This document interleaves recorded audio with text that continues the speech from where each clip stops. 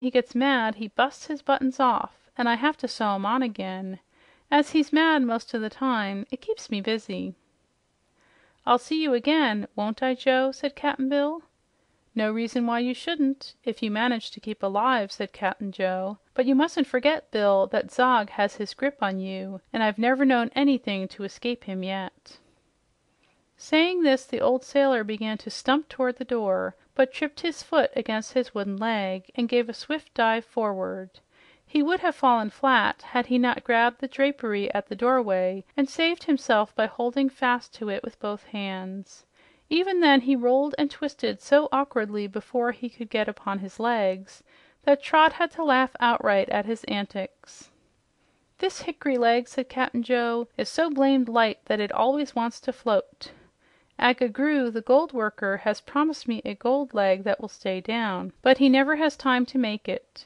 You're mighty lucky, Bill, to have a merman's tail instead o' legs."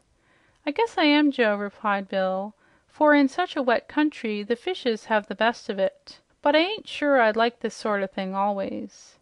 "Think of the money you'd make in a sideshow," said Cap'n Joe with his funny chuckling laugh.